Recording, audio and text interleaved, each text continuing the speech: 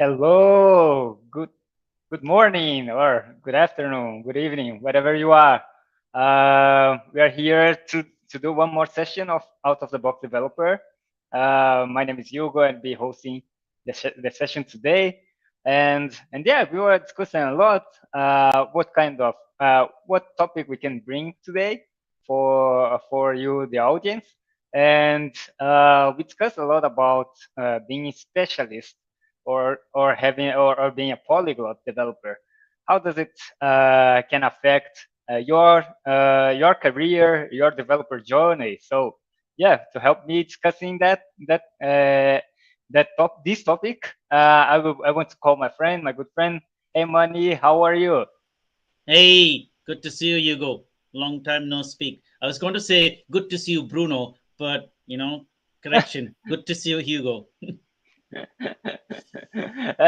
Yeah, thanks, Manny. Thanks for joining. I think we have a lot, especially because if we say being an AI developer, since you are a specialist in AI, so it's not just a language, right? You're a specialist in a specific field, and that might also raise some questions. So to not lose so much time, I want also to bring my good friend Pedro Cavallero. Hey, Pedro, how are you? Hello, Hugo. Hello, Manny. Hey, Pedro. Good to see you again. Nice to be with you, everybody who is online with us. This discussion will be really important. Ha- During my whole career, I have asked these questions like, I want to be an specialist, as I only know deep in a field or in a language, or do I need to know every language that is out there and being able to run uh, generically with any language. So it's a good thing to discuss, just because there are lots of discussion about career in that. Like, do will be a junior again if I change the language? So many different topics we can bring it. Yeah, and also can be a bit of uh, how can I say? Some people are also so attached to some language they become very fond of that language, and they think that that is the only language that they have to learn and so on. So I think there are lots of sides on the market, right?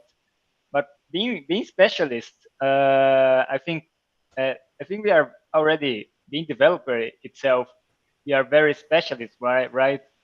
But what do you think? Who wants to start about the question about the this specific topic? Do you think there is some advantage being specialist over being polyglot or vice versa? What do you think? How the market have been answering that? So actually, it's a very good question, and interestingly, you talk about how the market has been responding to it. Because if you look at it, when we started, not when like when our predecessors started working with computers, we might have had only one or two languages, right? The low-level languages, ones and zeros, and then it then came. I don't remember, and I cannot comment on this. Then came assembly, and then came C. Let's go very like brief and not go into the exactness of it. And so there were like not many things that you could learn to know. You needed to learn to know.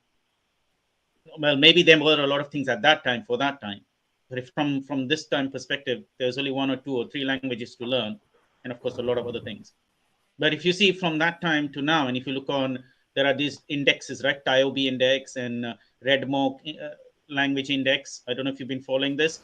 If you see the number of languages, even on Wikipedia, if you see the total number of languages that are out there, and it's growing by the day, it has exponentially risen since the 80s into the 90s and the 2000. And so, and also that also means the market has evolved and passed through many of those languages and developed or bought applications or partially bought and partially developed applications that are written in those languages. That means many times things that were invested, like for example, COBOL is still like the language of the day, and then some people quote other languages are going to become like COBOL, that they'll never die out. So how the market has responded is the market has always tried to take a language that was innovative or appealing or was shining at that time and developed solutions in that. And there were a lot of buyers of that solution. And sometimes the language dwindled down, but sometimes it got community support and it kept staying. And depending on which industry has adopted it for what purposes, like the COBOL has picked up massively in the financial services in the finance industry as a whole, and hence like banking mostly, and hence it has still stayed on because a lot of times investments made by those organizations, they don't get thrown away out of the window. They don't work like use today and throughout tomorrow. They invest a lot of money, and they build on top of it and keep on with it till its usefulness dies. So to answer your question, all of these things that I've just said is how the market has responded to the different things in a nutshell. And so today, one is needed to know a whole lot of things, because every new solution we make is not made up of one or two different components. It's made of a whole array of components. And hence, we are expected by the market to know all of them. Of course, you cannot practically know all of them. Hence, we are expected by the market to be a generalist, but also to be a specialist. So hence, to come back to your first question, or one of those questions, I think to be a specialist generalist as opposed to be a generalist specialist, right? Because so there's a difference. A specialist generalist is someone who specializes in one or two strong technologies or components, but knows a whole wide range of other things. It's like the T shape. You have a broad T, and you have got one pillar or maybe two pillars coming out of that. Whereas a generalist specialist knows a lot about a lot of different languages, but actually, even if we can't call that person a generalist specialist, because just a generalist is the better word, because that might be misleading otherwise. Knows a lot about a lot of things, but may not have the depth in any specific of those things they know. So they have a very broad ground, and maybe they have some depth, but not deep enough to call themselves a specialist. Like a specialist will be someone who's working very hard and deep for a long time on one subject, but also over a period of time has spent the time to look around, broaden their horizons, right? So and sometimes I've seen some specialists have got multiple pillars, not one, but they still will have a broad, like, if you have specialists only have multiple pillars, but don't have a broad breadth of skills or knowledge or experience, then those extra pillars may help, but they may not be as strong as those ones that have got a broader width of skills and knowledge, and one strong pillar that takes them everywhere. So and this seems to have been like a successful proportion. Again, I'm not an expert in it, and I'm only, I have to do the whole journey to find out which is successful. But to answer your question, this is what my answer would be. And so, Pedro, you want to add to it, and maybe Hugo, you can follow up on the back of that, given that I've given a lot of cues here. Before Pedro adds something, let me call a person that Moni was looking after. So, hey Bruno, how are you? Hey Bruno. Missing you. Hello, Bruno. Yes, hey, hello, Pedro. Hey, Hugo. Hey, Manny. Hey, for joining. Hello. Good to be here with you. So I was here in Likewise. the back end listening to you guys talking about. I just love it, your generalist, specialist, generalist thing, because for me, this whole discussion about generalist, specialist, I have a very particular view of that. There is, we are such a specialist, right? In software development. Software development is done by just a tiny percent of the people in the world. We are so specialist in what we do, right? That I found it hard first to even think that we can be a generalist, right? So I think we are always some kind of specialist, no matter what we do, because because we go so deep into this particular thing. There is software development, and so yes, man, I think this discussion is awesome, and I love that no matter the way you put it, money, there's always a specialist there somewhere, and I think that's that's the best way to describe this thing. Yeah, thank you. Well, I'm glad you liked it, because if anybody amongst the four of us can ratify whatever we say and verify and validate whatever we say. It'll be not the three of us, but it'll be the fourth one, Bruno, or actually the first one, whichever you want to look at Right. it. That's why. And yeah. That's why I joined in at the right time to say, Right, man. exactly. So yeah, Bruno has also this something about timing. Whether whenever he joins in, whether before or after the conversation, he always has the last word on whatever we are saying. So the last say on what we are saying. So it's a privilege to have here, because we know that we are talking within the range of sanity and not talking nonsense here, because we are live just now, so we got to be careful as well. Yes. Thank you so much. For sure. I want to say quick hello here to Andres Alcas. Hey, Andres, how are you? If you are hearing us, share with us from where you're watching from. And hey, Andres, you how you also doing? have Andres, this challenge. I messaged you earlier today, Andres. You got to reply to me, man. Don't leave me hanging.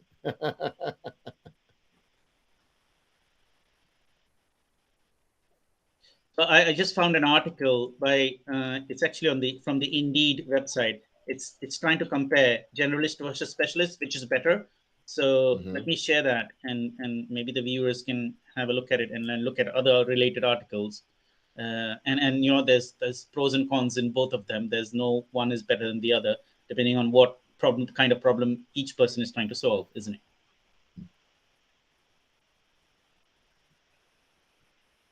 Lima, Peru, great. Yes, hi to Lima, Peru. Andres is actually from Uruguay, but he lives in Lima. So, hello, Latin America, I guess, right? So he says he had a complicated day. Tell us about your complicated day, Andre, unless it's too personal. Well, while Andres share with us his challenges, Pedro, you were to add something. You wish to add something? Yeah, go ahead, man. Yeah, no, I was about to ask about this specialist, generalist, or generalist specialist thing. I think I didn't understand correctly. What do you mean about that? Or I didn't understand. What do you think is better? Or, so can you? Yeah, I can. Okay. So firstly, when I said specialist generalist, it means someone who specializes in one or more things, but is a generalist, meaning he or she has a broad set of experiences and knowledge about things, not in depth about the other things, but knows in depth about one or two things, hence specialist generalist. Whereas the generalist specialist actually is more a generalist, because the person knows a whole lot of other things, but doesn't know in depth, or may not know in depth about one or two important things, whatever the task may be, but knows a whole lot of different things, can do a whole lot of different things, but cannot go deep into something and take the problem and solution all the way like the specialist generalist can. So that's the two terminologies. And which is better? So for the task in hand, one is better than the other. Of course, one is more advantageous than the other. For example, if you're a specialist generalist, you can be a bit more valuable, or maybe more valuable, depending on the industry and the problem you're trying to solve, than if you're just a generalist. Because at least in my career, I have heard people have told me, try to develop your T structure. So you see, if the specialist angle was not important, all those strong developers I have met, and these people are really industry leaders. They write books, they talk at conferences, like they run companies, and they've been asking me to develop the T structure. So they see that you have a broad, they did see that I have a broad set of experiences, and there is some depth in it, enough depth that I can have conversations. But then they want to have deeper conversations with me about technologies for which I need even more deeper T than I have, right? Then I was in conversation with them, and I'm constantly trying to work on it. But it is, as you know, it's a challenge, right? Everybody tries to create a new pillar in your generalist T structure, so that the other pillar that you've been working on suddenly stops, and this other pillar that you're not working on starts developing. So instead of becoming a T, it starts becoming an N, if you know what I mean, right? If you look at the letter, the letter T has only one pillar, but if you see N has got two pillars, and if you think of M has got three pillars. So a lot of people are trying to develop the N and a M, when it's best to first develop the T, right? So that's so now if you think of it, what is more advantageous? Because firstly, you don't have unlimited time and resources, right? So even if one is more advantageous than the other, like for example, to get the breadth of the knowledge and experiences I've had, it took me 20 plus years, right? Within the 20 plus years, I had to also develop the pillar, the T structure, right? So that's the challenge. So wait, I spent another 20 years to develop the T structure. Hence, your pillar, your T shape needs to be developed in such a way that in the beginning, the top bar is thinner whilst you're developing your pillar. And whilst you're developing your pillar, your top bar should also grow. So eventually, when you have reached at a maturity point, and whatever that maturity point is, right, it's different for different people, and it's very subjective. Like you might meet me and say, "Hey, you got a very well developed T," and then I meet my mentors and my strong developers and industry leaders that I'm talking about, and they say, "Oh, you got to still work on your T," right? Same person, different perspectives, right? But also my resources and time is limited, right? I had 20 plus years and I still have another X plus years to go, but how much am I going to develop that, and how do I create that? So plus the work environment and the job and the industry must support this T development, right? Right. So the pillars that I'm developing, if suddenly it becomes useless, then I am a specialist generalist, but specialist in something that's not widely used, and a generalist that needs some work, because even that area is developing so fast, it's getting wider and wider. Even though I have a broad upper horizontal, think about it. Technologies are coming in every other minute. How many things am I going to know? And so there's a strike between advantage, time, and resources. And as Hugo was talking about, how's the industry responding to it, the stimulus, the environment, the people you're growing with. See, because if you don't have strong people around you, like I did not meet Bruno 25 years ago, I did not meet all the strong developers I learned from, and I still admire them 25 years ago. Had I met them, then today my T structure would be different, whatever would be better or stronger. So those are the things to also consider. So it's a complicated question to answer, but this is the best I could put forward, and I hope that answers your doubts that you had earlier. And this is a doubt everybody has. I didn't know about this 10 years ago. I had to learn this hard way through meeting lots of strong developers and people who understand this, and very few people really understand this very well to learn from. Everybody knows a little bit about it, but very few people know deep about it to go about how to go about with it. Because there's a technique and a skill needed, and I don't know that technique and skill yet. I'm learning about it, but maybe Bruno knows about it, and the other people I have met, a handful of people I've met, they know this, and they can make you go through the furnace to develop you into that, so that you can get that T structure. Yeah, I say furnace because it's hard work. It's a lot of polishing of yourself to get that T structure. So I hope this answers everybody's questions, and then hopefully Hugo and then Bruno can add more to this, because I think it's a very interesting and important topic, and people should know about this. Yeah, I think that's one of the, every time that we discuss career, that's always a question that comes up, right? So it's a never ending question, because Absolutely. I think that, people are always worried about, how much effort they need to put, right? How much effort they need to put to learn this, or to go deep. And especially, I think the main reason why people are so worried about this question is what we call FOMO, right? Is the fear of missing out, right? So FOMO is, is this whole thing that I may, if I don't study something, or if I don't know something, I'm not going to be able to do something, or I'm going to be out of the market, or whenever the market shows up, I'm going to miss it out, right? And so that's why people have this. I like to say it's a compulsion, right? But it's like, I understand it's not only a compulsion; is more this continuous need of learning more and more and more. Afraid that, as you said, Money, there's so many technologies showing up all the time. So afraid that if I don't learn this thing, what if that thing becomes important, and so I miss it out, right? So I think that's because of the fear of missing out. People are always, very divided on that, right? Because when we say, for example, like I said, that everyone is a specialist, so being a specialist is very important. Then the moment you think about specialist, you immediately think I'm going to study one thing, and I'm not going to study anything else. And because of that, I'm going to miss out on all those other things. And if I study this one thing and that one thing proves wrong, then then I have a huge investment in my career that's just going to come crashing down. And I think all those things are real concerns, right, that we have to address. And maybe we can talk about all those things in the framework that Money is putting out here, right?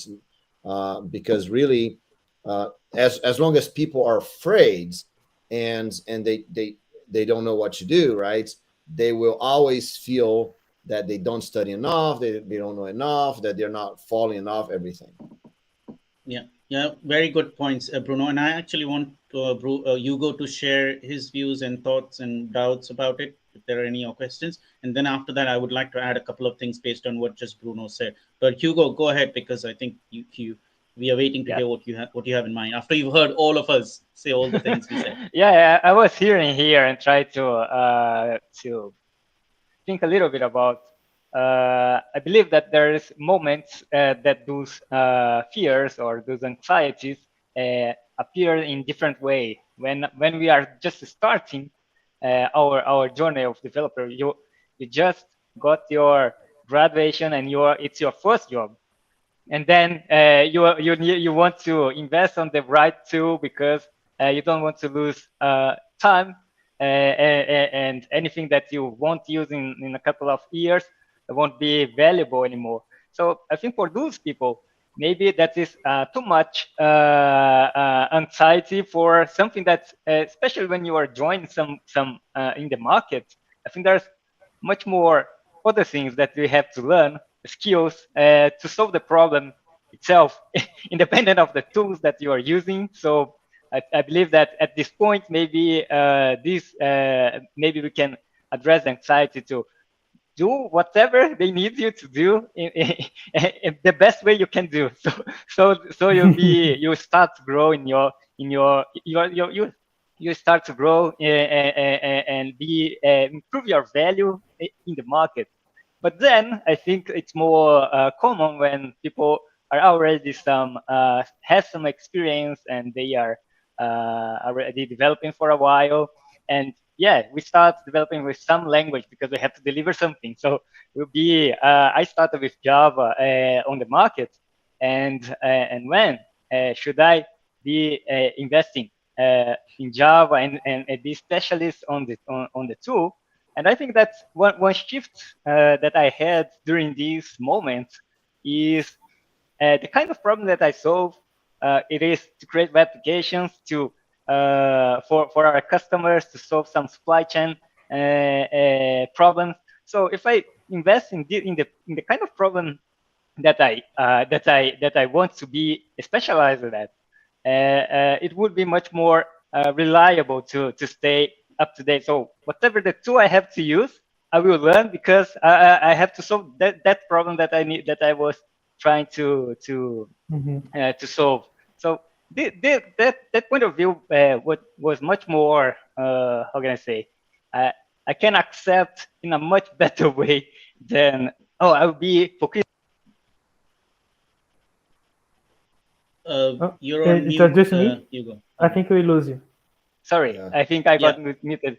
Can you say that Sorry. last bit again, please, so that the audience can hear? So instead of focusing on some tool that is very common when we are, since we are developers, I said before that since we are developers, we get passionate about the tools, about the solutions, right?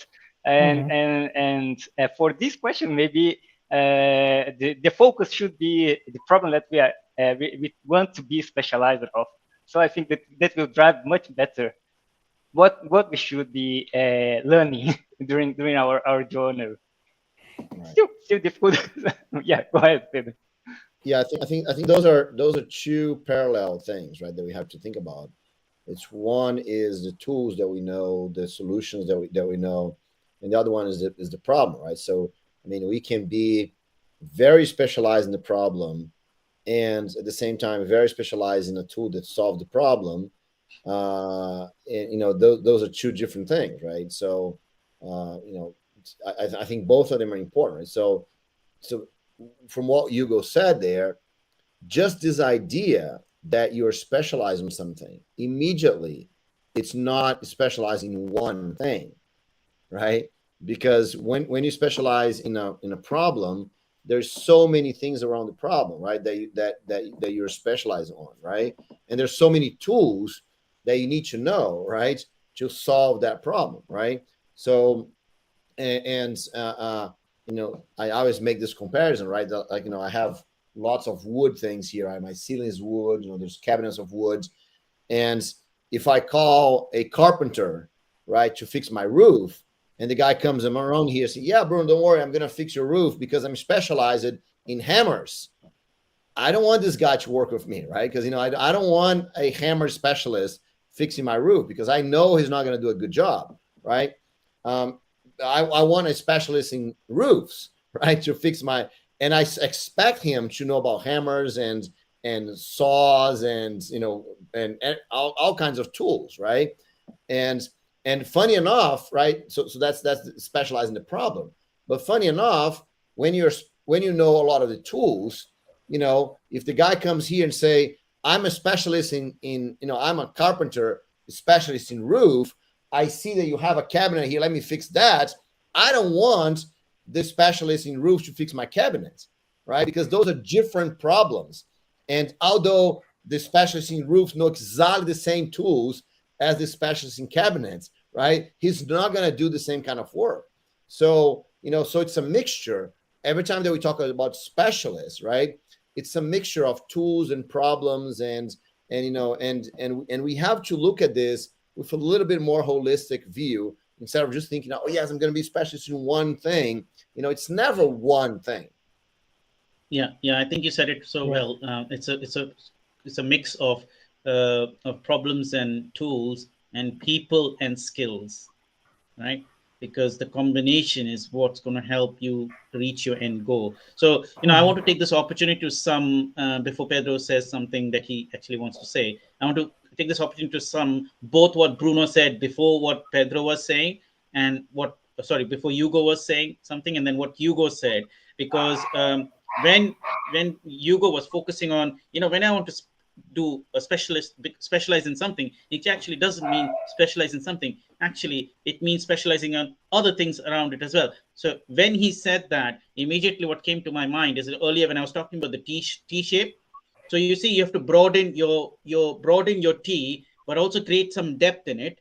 And so that needs to happen in parallel whilst you're doing your depth of a specialism, right? So you use the depth of the specialism to also widen your T. So not just widen your T, but also create some depth in your T. And whilst you're doing that, you're creating the depth of your specialism. So all of that needs to happen in tandem so that T is actually getting created almost at the same time. So you'll have a small T and the T will keep growing where the roof of the T becomes broader and deeper, whilst the depth or the leg of the T starts becoming longer and wider, right? That was coming to my mind when Hugo was saying, when you're specializing in something and you're working on that specialism, you're actually also doing and learning. You have to do and learn other things alongside to get to solve the problem, because the totality of the problem cannot be solved with just that pillar of the T. It needs to be the whole T, right? So, and both of them, when they were saying things, they were using this one word called investment or investing, right? If anybody's familiar with investment and investing, there is this term called hedging. Hedge your bets, which means when you're choosing a topic of specialism, you cannot put all your eggs in one basket, which is like a hammer specialist that Bruno was talking about, which is also what Hugo was talking about. You cannot just put all your eggs in one basket, because if that doesn't work out, which I think Bruno mentioned, if that doesn't work out, then hey, what are you going to do? You got to spread your eggs, which is where the T specialism, the T-shaped career comes in, which is the specialist generalist come in, where you're constantly hedging your bets.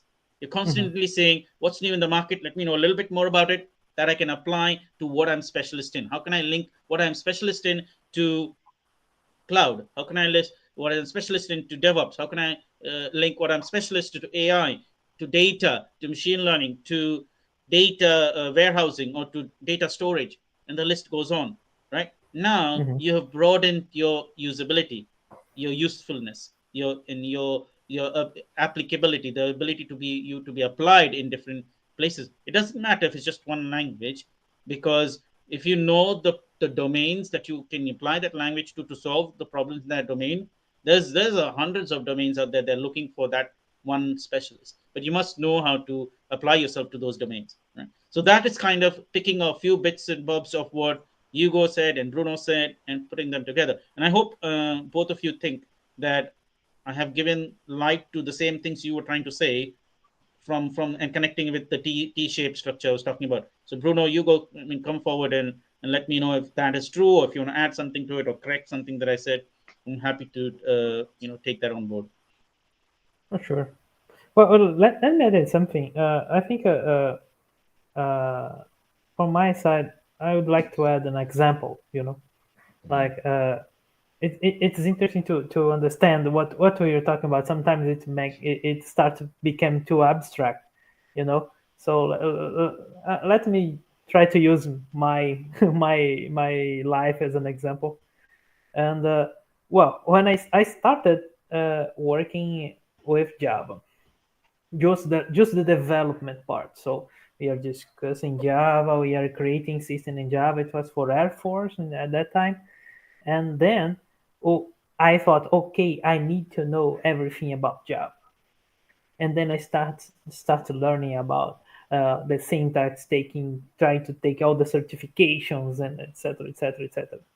When after some years, I realized, for example, that I knew uh, I knew about Java, but I didn't have any an expertise in how to monitor a live application, or how to see or how to understand how to use the data to create insights about the system and about the domain.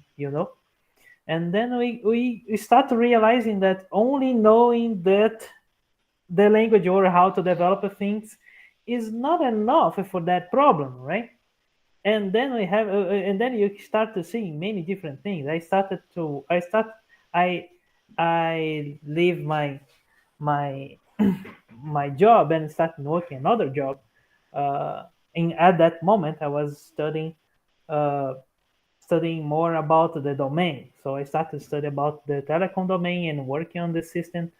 Uh, and I realized that I was became much more studying a lot about the domain, but not studying the technical part as much as I wanted. And then I say, oh man, I need to change again, because I think I start to broaden my T with the domain knowledge, but I'm losing the deep on my technical part. I need to go back to that. And then I changed my job again to be in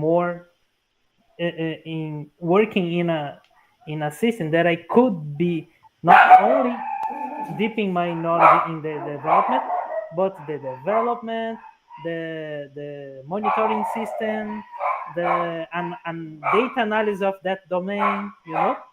And then I could improve my knowledge on that technical part, and in the data part and monitoring part, starting to deepen my T and starting go deepen in that technology. In this case, it was Java, okay.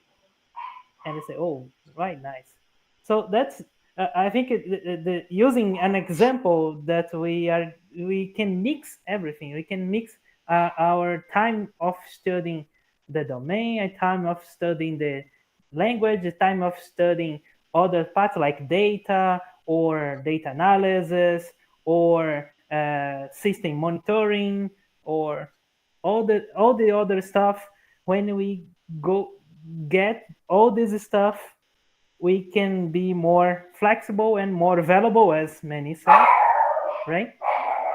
But if you don't have something that you can go deep on that, it's become difficult to you to say, oh, uh, what the market will know that I can be useful, right? Oh, Pedro is a Java architect, Pedro is a site reliability engineer. Pedro is a data engineer, because the market starts labeling things, like back end, front end, it, it's important to get a label for you, at least in some moments of your career, right? I'm not saying, oh, in all your career you need to be all the same label, no, right? But at least in some moments, you need to get some label for you to stay on the market, to to get job interviews, to discuss with specialists, and that's something that I believe when we discuss that we need to have. I love the T structure, but the deep part of the T you need to choose carefully. Carefully. I loved that graphic that you go. Oh, it was you who were many send here the red monk one, because yeah, the Redmond one is very good because you can see, for example, is more valuable to the market, and you can like choose where you're gonna put some of your eggs. It's important to choose carefully. If I'm gonna choose like VBA today, I don't think it would be a good idea, right? I have some adds to what Pedro said, and of course they would depend like the specialist of some tool, like Bruno said about the hammer tool. Specialists of hammer would be needed in a hammer factory, for example. So if you'll be working on, I don't know, the JDK implementation, maybe it will make sense to be very deep on the knowledge about the language itself. And one other thing I was thinking about, but I think I lost the thoughts here. So I'll pass to another one. There was something that I noted, but a mental note, and I lost it. Yeah, whilst you think about it, I think Bruno and Pedro and myself maybe be able to add something to this this conversation. I just shared a couple of links, um, which which I think are useful for our users or viewers or community to read about. Because the T, it's only recently people are now starting to write about T skills, T-shaped skills, or T-shaped career. In the past, when at least when I started looking at things, when we Googled on internet, we would have only Wikipedia come up with the page. So hopefully people are now, and people are also now beginning to research and find out and understand what this thing is, simply because at least in the knowledge industry where we all the IT people are, and maybe there are other faculties in the knowledge industry. I wouldn't say maybe, I'm certain there are other faculties as well. People have become so important that because there's a lack of skills and talent that are needed, whoever are in the knowledge industry and whatever industries we serve, that if you cannot find the people you need to develop the people you have. In order to develop the people you have, you need to start somewhere with them, right? Because you won't start with someone who has less skills and tell them to do something that requires a lot more skills, and vice versa. But hence, then when you start measuring them, then you start seeing how does their skill set fit in on the T-shape skills matrix, right? And use other methods as well. I'm not like an expert in how people are measuring people's skills, and I don't have a insight in it. But that's when all of these concepts are coming into play, and different people are using different, like, every company has their own way of measuring their employees and measuring new employees that might join their organization, scale them, rank them, give them certain grades, and then put them on a program that will help them expand on those. So hence this is becoming more and more important, and it's good to know about it. And then that way you can also choose the employer you want to work with, who understands this good enough that you will then feel more secure to be with them, and feel that your career will rise in trajectory if you join them.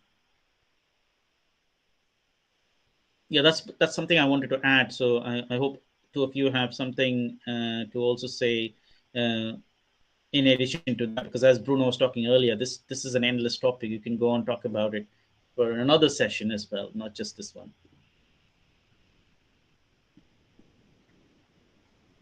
So one thing I like to think about is you that watching us right now.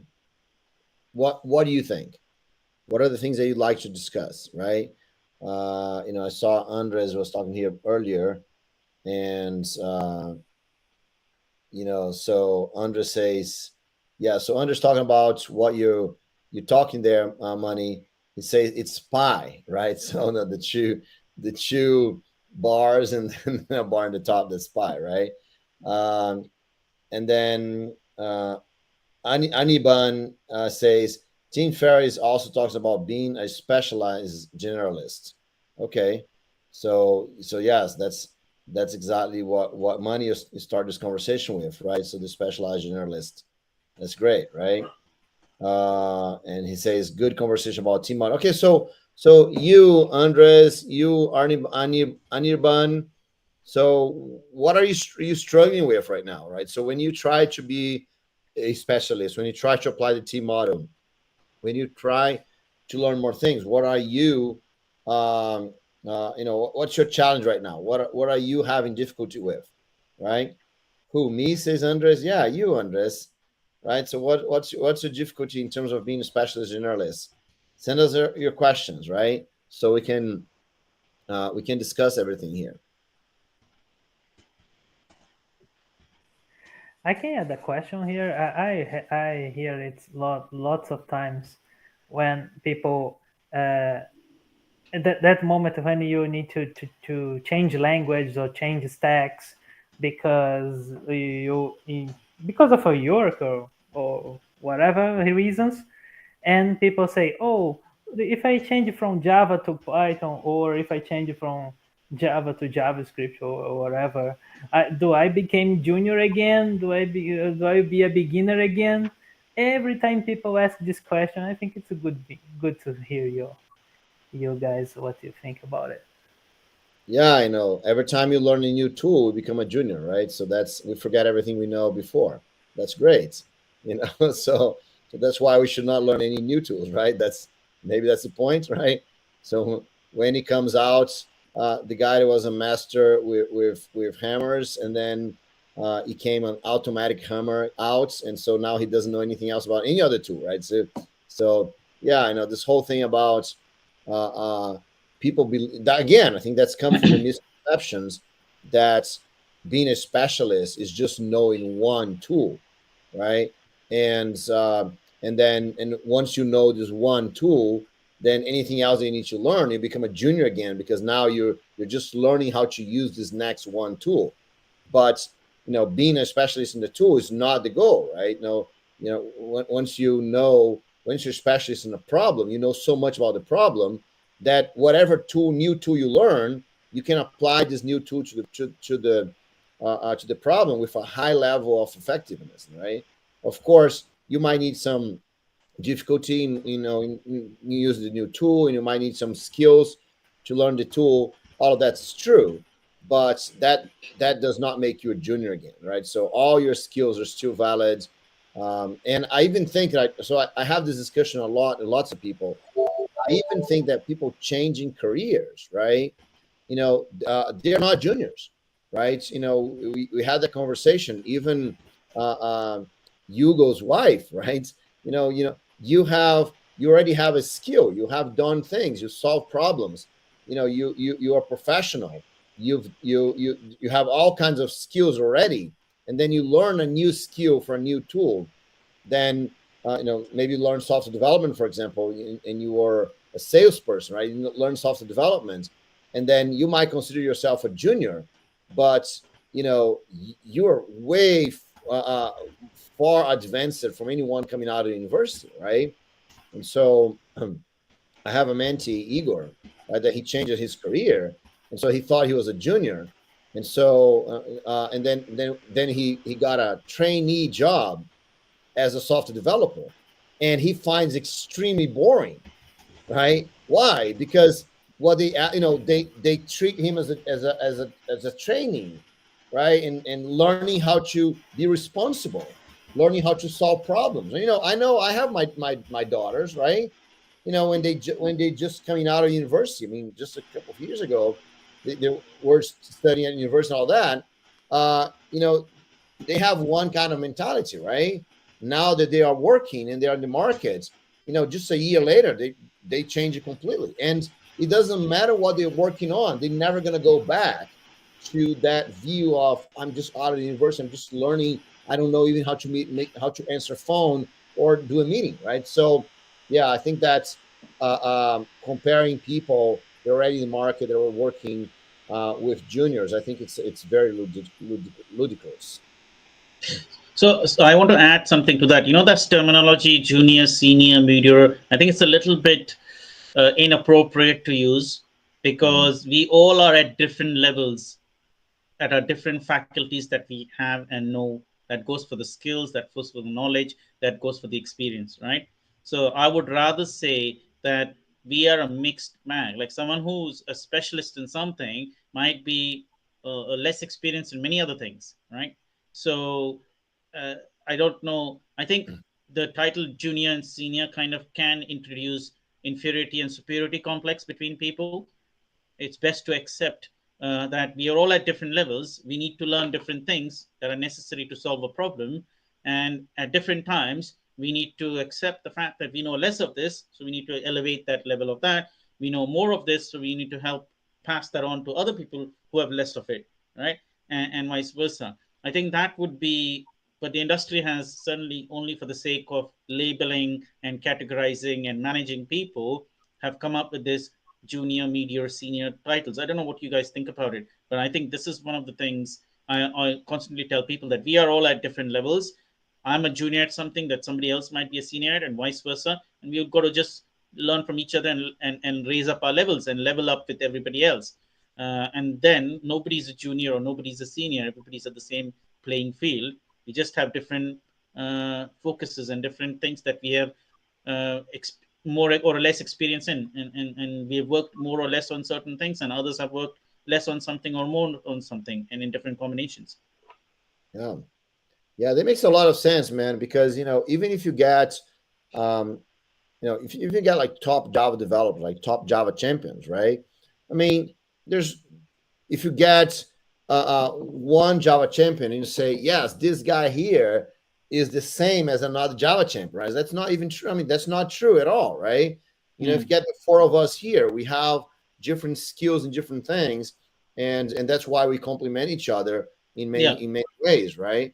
And so I think that just kind of imagine that everyone is at the same level just because they have the position as a senior developer, for example, is the yeah, same as another senior developer. exactly. This is again. I think that's very very non true. Yeah, absolutely. Yeah, Pedro, you wanted to share something, and we want to also hear you go after that because he has been quiet for some time. Go on, Pedro. You wanted to say Yeah. Yeah, something. for sure. What the point I think is when we discuss about these things is that because of course when we talk about juniors and seniors, and we are talking about positions, and we of course we are talking about salaries. So for example, I want to be I'm a Java developer, like, but I want to be a Python developer, and then I need to change the roles, and I need to change jobs, and you know, and people get confusing about this just because it's difficult to maintain, as you said, money. We are not in the same levels.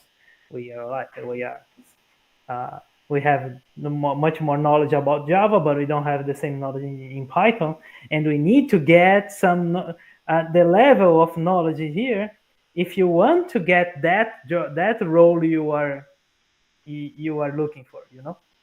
So I can use my example. It was good that my company said, okay, you are a senior developer. Okay, I'm hiring you as a senior developer, But here we don't have any Java. Here we only have Python. And I say, okay, and then I found myself struggling to be as proficient in Python as I was in Java, because many things were different. Of course, many things are the same, but many things are different. And what happened in this case is that you start feeling, say, oh man, I need to get there, I need to get there. People are waiting there. my bosses are waiting that for me, and then you start get anxious about it. And this is something that happens. We know that okay, I eventually get there because I'm already a senior developer, right? But it will take some time because the two are different, and this is I think this is the most thing we see in between the people that feel that oh, I'm not prepared enough, I don't know if I can, if I can handle that, and that's the problem, and that I see people having. So what do you think about how to handle all this changing, and in this case, for example? Yeah, So I think that yeah, go on. I think that brings us nicely to the main topic of this conversation here, right? There was the language, right? Because you're talking about you're a Java developer and you become a Python developer, and it is scary, right? Now you have to, but there's no way to compare you as a Java developer learning Python and then someone that's not a developer learning Python. I mean, it doesn't matter if someone there's, you get someone that's not a developer and he spends a whole year learning Python, and then and that he's a junior, right, in Python, and then compares with you, Pedro, that has like 20 years of experience in software development, and then you spend a year learning Python. I mean, it's not the same thing, right? You're not a junior, right? I mean, if you spend a year, learning Python, that's like way more time than you actually need, right, to become very proficient with Python, right? So that's kind of the thing that I think, right? So it's a new tool, and the more you know about previous tools, right, the more you know about the whole problem, the better you're going to be able to learn the new tool, and faster. I can give a nice analogy, and that might bring a bit of data science, machine learning into the picture here. So, if you're aware of something, there's a terminology called transfer learning. I think there are a couple of people who are tuned in onto the channel here, might be coming from the background.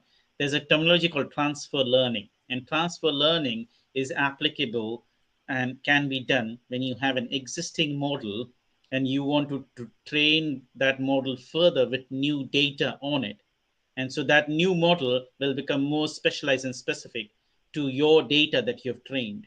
And so what you would be doing if you already knew programming and or specialized in a language and you're trying to learn a new language, you're kind of doing transfer learning here, not in the exact same sense as the data science and machine learning example, but in a similar sense that you're actually going to be mapping a whole lot of the concepts that you already know as a developer, as a Java developer, or as a developer of another language, to the concepts and ideas of a new language, which hopefully might be, if it's the same paradigm, and even if it's not, might have similar ideas and concepts. And so your ability to speed up and learn and strengthen those ideas in the new language would have been, in theory, faster and maybe even better than someone who starts learning those concepts but doesn't have the experience, or maybe have a little experience in applying those concepts and is learning that language. So they have more than one challenge at hand, right? They're learning the concept, but they don't know how to apply it, and they even don't know what they don't know. They don't know that actually not only learning the concept is not the only thing. They must know how to apply it and where to apply it. While you have spent the years learning the concept, applying it, and learning how to apply it, right? And knowing what you know and what you don't know. And then when you now learn a new language, the things that you didn't know in the past, you already know now. So there's a good speed up, and the linking is much stronger. And so if you go back to the same example as I gave previously, transfer learning models, depending on the base models, can become better and more accurate models than trying to build something from scratch with using new data where you have no base knowledge of that domain. And because transfer learning a lot of times done with very big heavy models, can be done with where you have a lot of base knowledge, and then when you add your own data to that and build a new model from it, that new model is a lot stronger than if you just took the data of your or data that you already had and built a separate model from it. And so that's the analogy I can give from, as Bruno had already mentioned, that you cannot compare the two because it's apples. It's not an apple to pair like for like comparison. It's like apples to something else, right? I mean, maybe it's a similar domain, but it's a very wide gap between in that comparison, right? So yeah, that's kind of what I wanted to add, and I hope that makes sense to both of you. Um, I want to grab the opportunity here to get Andres Okaha's comments on the chat.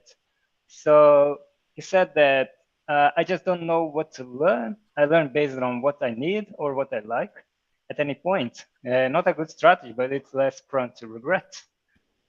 Well, I think that's a great way to focus your learning for something that you actually will need to use. I don't know how is it your routine or your end goal, but I always think that you learning what you need is very important, and uh, learning for achieve your goals, then it's a next step that's also important. And but for that you need to have some goal defined by yourself. I don't know if any of you guys want to add something about it. I think Bruno, you're most qualified to answer a question like that. You do this as part of your living, your professional skills, and what you're doing in life just now, isn't it? Right. Yeah, but okay. So yeah, I think that when you talk about learning, right, and knowing what to learn and all these kind of things, right, I think that the biggest mistake that we all make is not having a clear focus, right? So he's trying to learn everything. He's trying to. I like what Andres says, that he tries to study what he likes, right, and what he needs. I like that, and then he says the things that he doesn't regret, right? Well, actually, I think that the regret there is like, you don't try to learn things that you're not going to use, right? I think that's, because if you learn something and you use it, then you don't regret the time of learning it, because you use it. It was useful for you. When you learn something, then you spend a lot of effort to learn, and then you never use it. Then you might like, oh man, I should have studied something else, right? Because I spent all this time. And there's this idea that anything that you learn is useful, and I think it is, right? But the problem is that we don't have time. We don't have time to learn everything that we want. We don't have time to learn everything that we need, right? Actually, we don't have time even to do everything that we need, right? Much rather learn everything that we need or learn everything that we want, right? It's like, and so I think that every time that we prioritize on things that we see the value of it, that we immediately apply, right, that we're going to get some result out of that, then the regret's a lot less. And so and basically, I think that's going back. I'm going to go all the way back to Money's beginning, right? That's the T-shaped discussion, right? Or the M-shaped or N-shaped or the pie-shaped right now. So, the whole thing is this generalist level that you have, right? Lots of people think like, okay, so how much should I know about that? And basically, what you should know about as many things as you can is what it is, right? So when you hear about a term, right, say, I don't know, ChatGPT, you hear that, and I was talking to two girls yesterday, right? They're both at university, and one is a veterinarian, the other one works with health. And I told her, look, you should learn about ChatGPT. One of them said, what is that?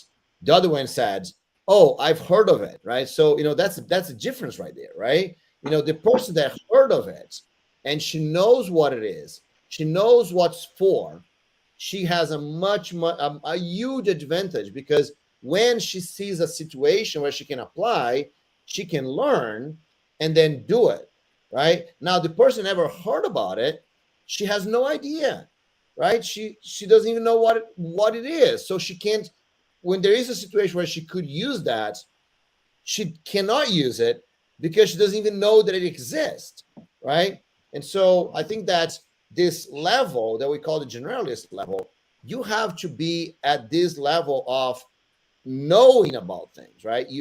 Instead of knowing things, you should know about things, right? So you should know what ChatGPT is, you should know artificial intelligence is, you should know, everything that you can, all several programming language, right? So when you hear a programming language, it's a programming language, right?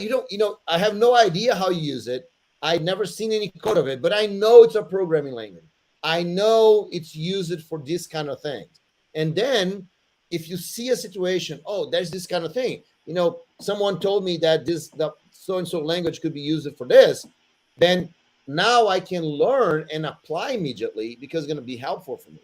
But if I don't know about it, what happens is that there is a situation that I could benefit because I could learn and apply, right? And never going to be regret because I could learn and apply. Then I have never heard of it, so I don't know what it is. I don't know I can apply, and then nothing's going to happen, right? So, so that's the idea that I think that we should know about things instead of making a huge effort to know of things. Yeah, I totally agree with that. And I like your explanation of knowing about things and of things, right? Because, and also what you just said is the knowing what you know and not knowing what you don't know, right? Right. So knowing what you don't know and not knowing what you don't know, yeah? The Yes. known unknowns and the unknown unknowns. Like the unknown unknowns is a deep void, right? Yes. At least the known unknowns are, okay, I know that I don't know this and I accept it. Someday I'll have to know it soon enough, maybe, and I'll work on it. But the unknown unknowns is, I don't know what I don't know, so I wouldn't know what to learn, right? Given a problem. And Manny, this the knowns, unknowns, this maps very, very good to the 5 orders of ignorance. And one interesting thing that I always think is that for me, the difference between a senior and a junior, right, is that the junior knows only the thing that he knows. So he doesn't know what he doesn't know, right? And the senior, he knows about what he doesn't know, right? And so the junior lives in that situation where, because he doesn't know what he doesn't know, then the little bit that he knows, he thinks he's a genius, right? I always like to talk to work with juniors, and I think it's amazing how confident they are, right? They only know this one thing. I always make fun of a friend of ours, and that when I first met him, he would tell me, "Oh, Bruno, because I've learned, to create APIs in JavaScript," and he would talk about it like it was like he knew everything, right? No, and so and it's great, right? No, it's a lot of energy, it's a lot of motivation, right? But the problem is that usually the junior, when he starts to learn the thing that he doesn't know, then he starts to get scared, right? Because now there's so many, now there's a huge void of things that was always there. Actually he should be happy about it, right? Because now it's not such a void anymore, but now he knows how big that void is, right? And so he gets scared, right? And so yes, that's the Dunning-Kruger effect, says Andres. Yes, that's perfect, right? But then, so when you become a senior developer, right? What you do is you know, you know what you know, and you know the things you don't know, and you're okay with it, right? So you're not desperate anymore. So that's why I think that, especially when you're talking before about, we are juniors and seniors, blah blah blah. So for me, even if I'm a junior, let's say I'm just learning some new things, I'm supposed to be a junior, but because I have the mentality of a senior, that is, okay, I know I don't know this thing, right? I know I just know a little bit about it, and there's so many other things about it that I don't know. I'm not going to be desperate, right? Like a junior will, right? And so even that situation that I know very little, right? I'm actually more senior than someone that's just starting, right? And so for me, what I see a lot of times is seniors with attitude of juniors. They are seniors, they have lots of experience, right? But they get desperate about everything they don't know, right? And so instead of them looking for good problems, looking for big problems, trying to improve what problems they solve, they get desperate trying to learn everything about what they don't know. And so what happens when they try to do that? They can't do it. And so for them to not be desperate, they start not looking about new things. So they stop knowing about things they don't know because they're afraid. If the more things they know, they're going to be desperate, right? And so then they become stagnated, and then they put themselves in a very bad situation, right? So that's why I think that a very, very strong mentality that a senior should have is this view that I don't know about lots of things, and that is okay, right? Whenever I need to learn, I'm going to put some effort. I might need to spend a weekend, working on it. I might need to spend, several nights trying to catch up with things. That's okay. But if I have to catch up with something, it's because I have an immediate need. And if I have an immediate need, I'm going to learn much faster than if I try to learn something that I'm never going to use, and that's never going to bring me any results. And that's when we get back to Andres. Think about being a regret, right? I spent so much time learning this thing, and then I never use it. It's never useful, and then I regret spending the time. So that's sorry for the long answer, but yeah, but I think some answers need proper explanation. You cannot just be brief about it, because then it just leaves room for multiple interpretations or doubts, and then further questions. Why all of that, right? One medium-sized answer, which is what you've given, just does justice to the question, or maybe multiple questions. Yes. yes. And yeah, and now I don't want to be the bad guy here, but I have to say that we are reaching our 1 hour of session. So yeah, we have to be you have to start our traditional book sharing moments. Okay, Yeah. everyone have your books to share for this session? Hugo, if I may just get half a minute, because I want to just touch on one of the resources we shared.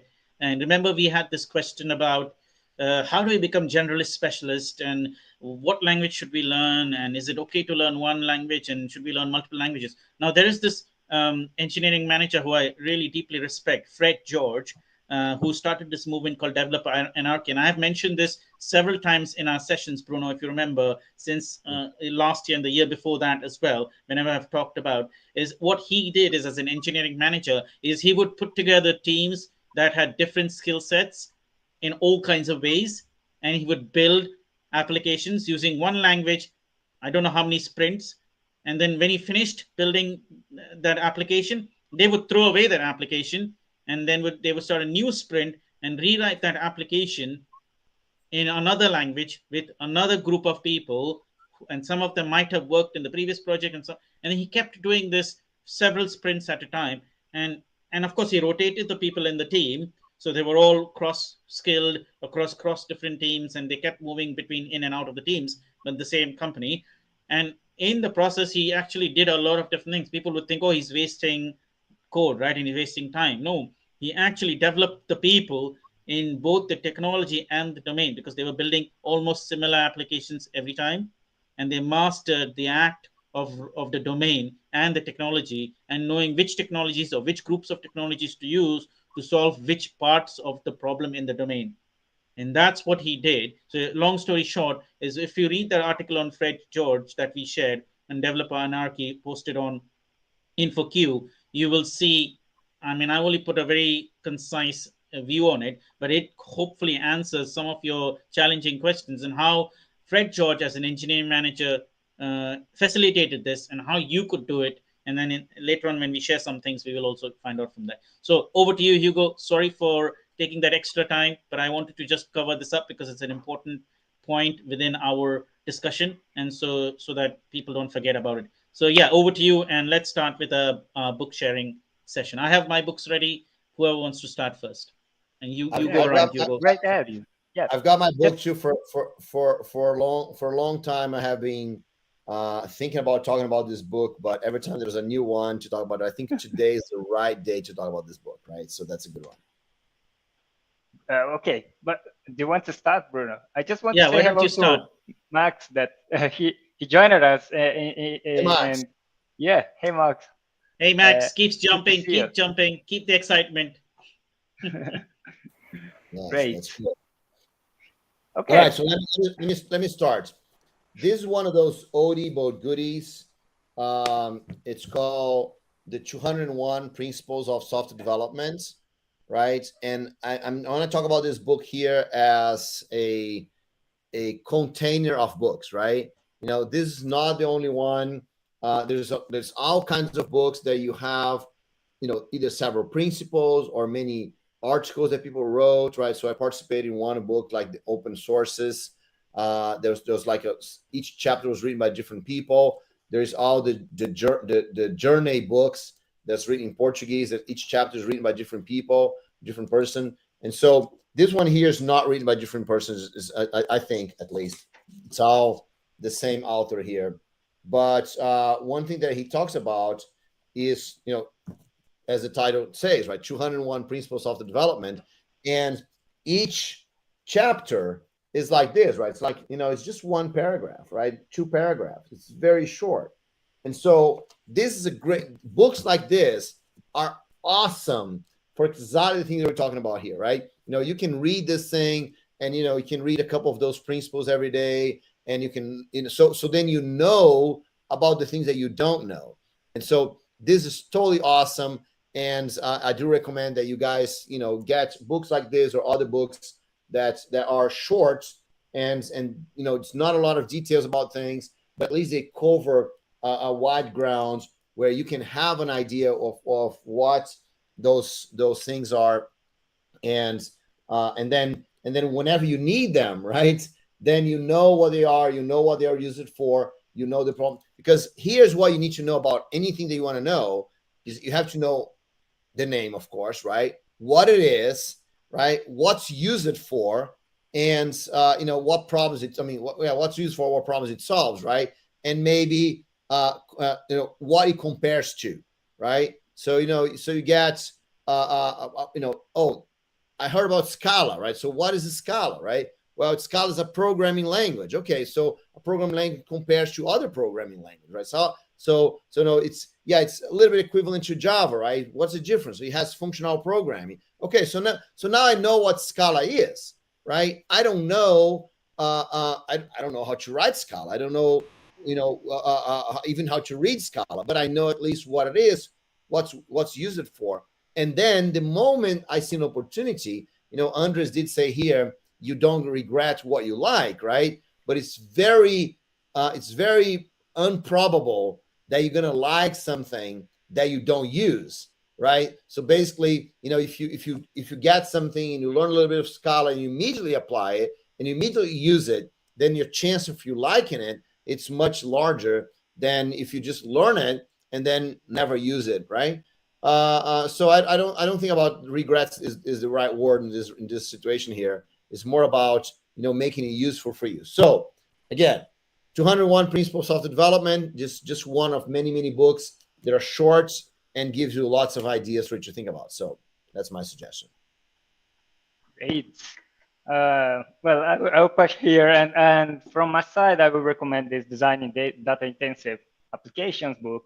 It's a great book that will give you an overview of how to use some of tools that is very common in the data intensive, not just data intensive application, but it will give you a lot of a general concept that will help you design better architectures and applications. So that is also from my side that, that I think it fits well on for this topic.